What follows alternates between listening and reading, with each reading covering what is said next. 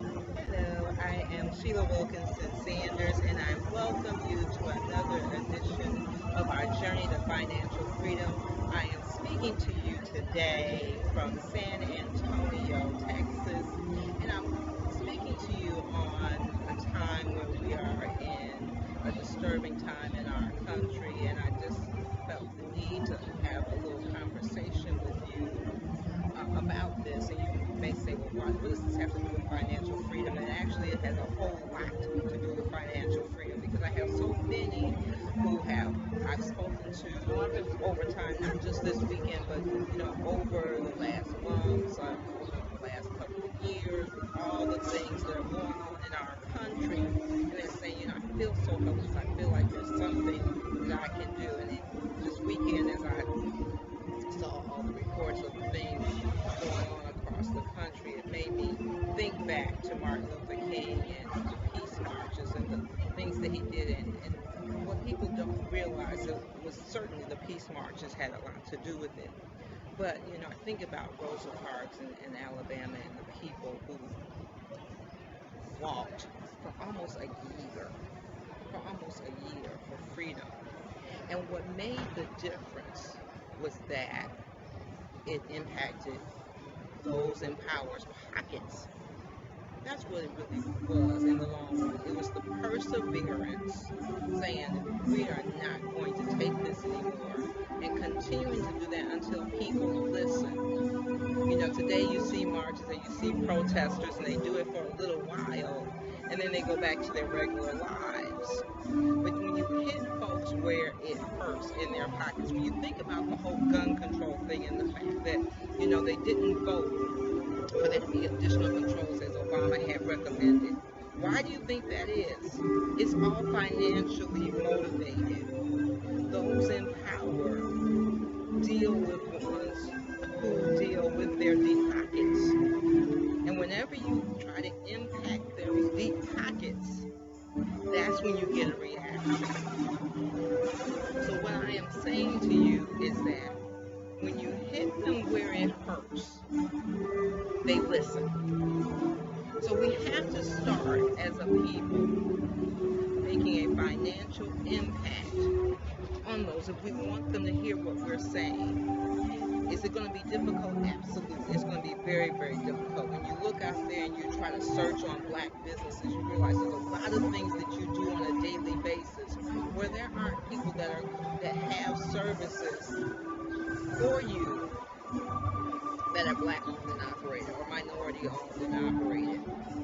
But then we're all guilty of driving by a minority owned business to a large establishment because it's convenient, right? It's not because we necessarily don't want to support black businesses, because we do what's most convenient for us.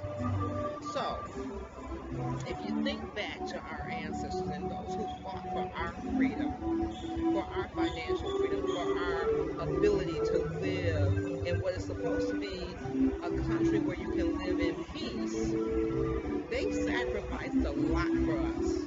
And we need to do the same thing for ourselves and for our children. So I encourage all of you, I encourage all of us to start buying black. Whenever you do anything, remember that our lives matter, that black lives matter. And it's going to be a sacrifice, and it's not going to be a short-term sacrifice, it's going to be a long-term sacrifice. But over time, things will start to change. This didn't just happen overnight. This has been going on for decades. So if your expectation is you do one protest, you do one march, you scream, at one time on social media that's going to change, that's not going to happen.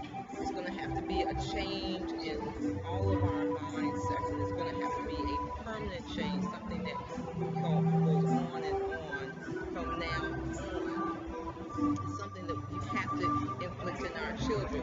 I think about, something that my play sister said to me, Cynthia, and I'm not going to use her whole name because she's not into social media, but she was awarded as one of the top school administrators in the country. And she said to me one of the reasons why her school was so successful was because she demanded that her children come to school. And she said, you have to have the programs, you have to have the education, but you got to get the kids in the classroom. And so one of the things that she would do is she would go to folks' houses. She would go and she would talk to the parents and say, Mom, so and so didn't show up yesterday. I need him in school. And she would just keep harassing them. She would call them. She would come to their house. So they got to the point they're like, look here, you need to get up and go to school in the morning. And so they would make sure that they got, so in order for them to make sure that their child got up and went to school, that meant that they couldn't take the drugs late at night. They couldn't drink late at night. And so the drug rate started to go down in that area. And guess what then happened? The crime rate started to go down because they weren't fighting over the drugs, and their minds were agile. And so they started to learn as their children started to learn, because then the next thing was, okay, Mom, they got to do their homework. So now they got to stay focused so they can make sure the kids are doing their homework and that they're learning. All right? And so what I'm saying to you is that it's a whole process. It's not just one thing. It's not just the financial thing. It's not just the, the money thing. It's not just the guns thing. It's the whole lifestyle thing. We as a people have to get our value system back. And we have to stop fearing. We have to stop fearing each other. We have to stop fearing the police. And we have to demand justice. And how do we do that? Financially. That's what I'm saying to you, is that if you want to make a difference, hit them where it hurts. And where the power is in this country is in the almighty dollar. And African Americans make 12% of the population of this country. But I've said this a zillion times. We spend $1 trillion a year in this country. So if we stop spending money in that establishment, do you think that they will take notice? Do you think that people will start to listen to us? I hope that this has put something on your mind. I would love to hear your comments. I would love to hear from you. And I hope that you will start to look at things a little bit differently. Remember I said Google is your friend. Google whatever it is you're about to do today and see if there's a black business that you can go to. And if there's not, maybe there's something that you don't need to buy. Maybe it's something you don't need to spend money on. Or maybe this is the new adventure for you, to start your own black business, to be an entrepreneur, to start make your own money doing and working for yourself. I'm Sheila Wilkinson-Sanders. Remember to stay faithful. Remember to stay focused. Remember to stay committed.